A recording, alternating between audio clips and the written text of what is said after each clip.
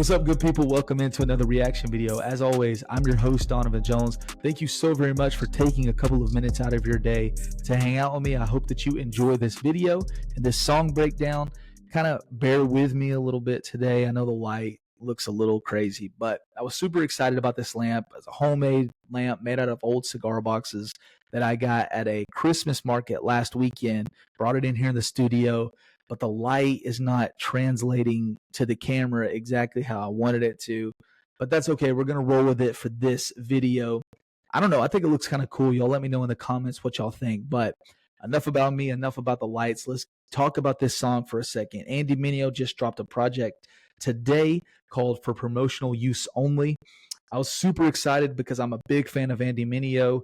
I've been a fan of his for years now. And so as soon as he announced that he was going to be dropping a bunch of music leading up to some new projects like Magic and Bird, a new album, all of those things, he said this was the first piece of art that he was going to drop. So I was like, man, I got to get into one of these songs. So Play Along featuring Blaine Taylor is the name of this song. So without any further ado, let's go ahead and jump into this song. No, we don't have to play along. No, we don't have to play along. Marching to my own. Money kinda got the church dollar going. Hell yeah. Popping out the ghost, doing Holy Ghost work. No sir. When you plan it, it don't matter when they throw dirt. Take advantage of just energy with growth spurt. I don't panic when it's static, I just go work. Easy, no. Every time that you see a dollar sign, there's a vulture. Closer, little closer. Cynicism trying to tell me I told you. Walking by faith in the Gucci loafers. Hopping off the yacht, talking about stepping out the boat face. Are you actually charging people a fee to forgive their sins? We prefer to call it a donation. Praise be, for he who giveth shall be without sin for 90. He's talking about some real stuff here earlier because it's so true. I think a lot of people get turned off by the idea of Christianity because they think, well, people just want my money. I go into the church, they're talking about their budget meetings. I know my wife told this story a little while ago at Sunday night. We have kind of like a group discussion in our church, and she talked about how when she was younger, she did not grow up in church, but she went to church one time with some friends of hers, and she said when they went, they basically like kind of made the people feel like they could not leave until they reached a specific number that they needed for like something that had to do with like building something, like some kind of add-on to their church or something. And she's like, you know, we're not leaving until we get X amount of dollars. And it's like, it's crazy that people present Christ in that way. And I think we as Christians need to do a better job of representing who Jesus was, because that's not what Jesus was about. Jesus wasn't chasing the almighty dollar, you know what I'm saying? But I think a lot of Christians give off that vibe, give off that feel that if you want Jesus to do something for you, you need to do something for him by giving money, which is far from the truth. Days or your money back. Don't stay in LA too long, that's when you get weird. You ain't from there, sorta like the palm trees, yeah. I don't wanna be on, please, I gotta unplug from all the applause. Don't help what I wanna become. The longer I run, the farther I feel from God. Biggest fear that I lost my fear for God. For sins and wrongs, I don't got tears no more. I don't feel near to God, I only hear from God when I'm Oh man, that's deep right there. He said, my biggest fear is that I no longer have fear for God. Scripture tells us that the beginning of wisdom is the fear of God. And I think a lot of people have that kind of screwed up, that thought process as well. And he's addressing some deep things in this song, but people don't want to talk about fearing God. People just want to look at the love aspect of God, but we can't just pick and choose the characteristics of God that we like. I think for us to have a deeper connection with God, a deeper understanding of ourselves through the lens of how God sees us, is we first have to have a reverence of his holiness. Whenever the disciples come to Jesus and they ask him to teach them how to pray, he starts out with our Father. So it's a relational aspect, but he also says to give him the credit, give him the respect that his name deserves by holy is your name. And I think we have lost a sense of that holiness of who God is. We've lost that reverence for him. And it's not just this peeing in our pants of, oh, I'm so terrified of God, but understanding who he is compared to who we are as human beings should strike fear in us to think that at any moment with a simple word, he can just end us. I remember a little while back, I was driving down the road. I'm a truck driver for a living, and I remember I was pulled over because I had to look up an address for one of my stops, and it was 3 or 4 o'clock in the morning, and this thunderstorm was going on, and all at once, a big loud bolt of thunder went off, and every light went off down the street. I'm talking about there was a Starbucks, there was a Food City, there was a Walmart, there was a McDonald's, all of those things, all of the lights went off. And just for a couple of seconds, it was like completely dark. And it really resonated with me, like, that's the kind of power God has. At any moment, if he wants to, he could just cut out all the lights, right?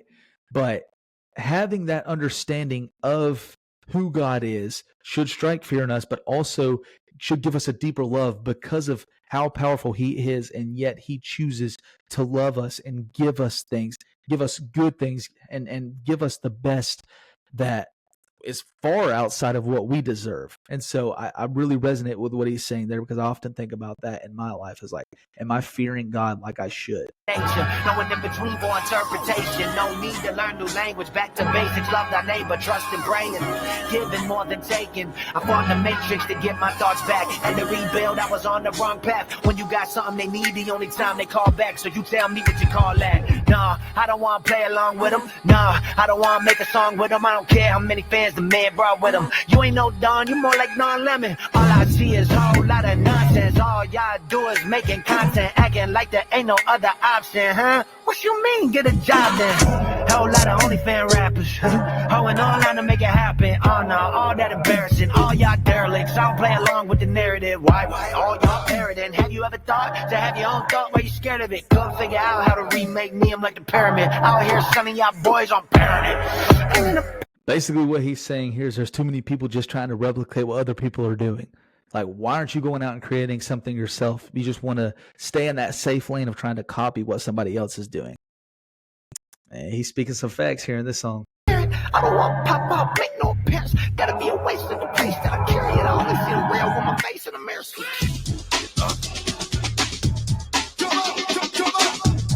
You think it's a game? You think it's okay? Nah, I don't want to play along with him. Nah, I don't want to make a song with him. You think it's okay? Don't want to play anymore. Don't want to play anymore. Don't make me play again. I just want to stay within you. I don't want to play anymore. I don't want to play anymore.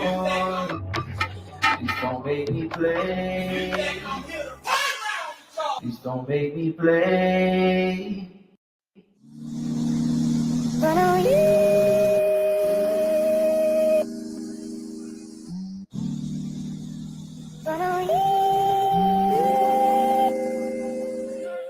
So the last time I got high for like 5 days straight up.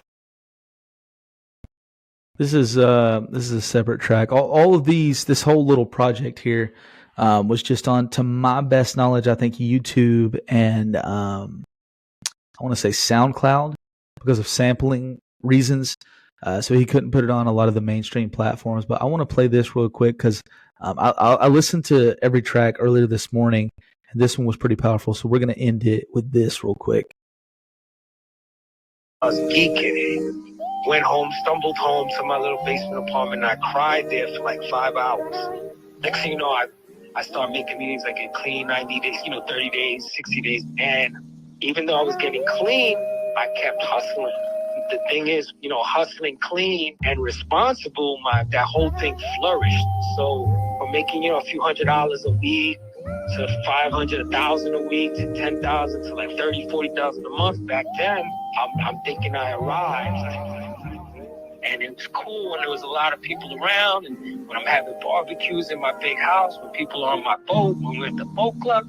But when people would start to leave, I would get that voidy feeling.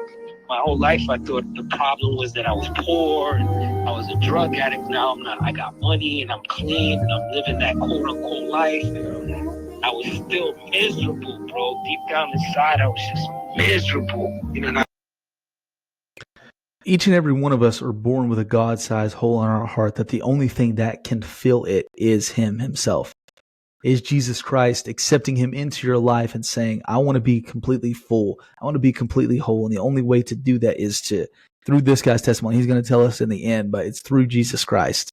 I always believed in God. I didn't know what, Jesus was, none of that stuff. I didn't know, like, the Gospels. I just always believed in God since I was a kid. It was me in this big house by myself. I said, whatever it means to give my life to you, I want to give my life to you. And I said this, I said, I don't know if I'm going to be walking around with a Bible under my arm or what that looks like, but I'm done. And I went upstairs, I fell asleep, I woke up to the guy you know today. Stop cursing, stop hustling, all the stuff that comes with that sinful life. That was the real God moment, you know what I'm saying? The Spirit of the Lord was upon me, I guess, right? Like, thinking about it.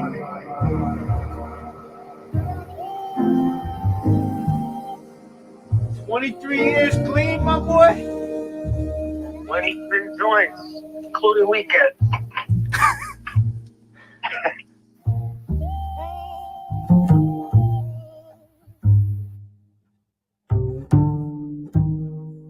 That's a cool little testimony. I'm glad he added that to the project there, and I felt like that was fitting that we add that into this video as well. So if you've watched any of my videos in the past, you know my rating system, 1 through 10. How likely would I be to listen to that song again? I would say for me, I love the things that he's talking about. I don't know that it would be on like a super tight rotation for me. Straight up, I think how likely would I be to listen to it again? I'd say about a 6. I want to be fair always in my rating system, because you lose credibility the moment that you're just handing out 8s or 9s or 10s or any of those things. I do like the song. I like the message behind it. I love the beat.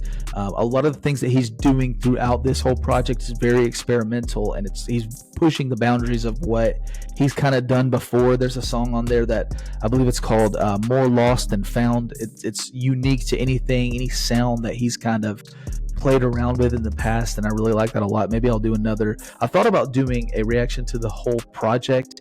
Y'all let me know in the comments if you guys want me to do that. If not, we won't do it, but if you want me to, let me know and we can make it happen. But if you guys have a song that you want me to react to, or a sports event, or a movie, or a food, or whatever the case may be, put it down in the comments and let me know. Until next time, I'm out.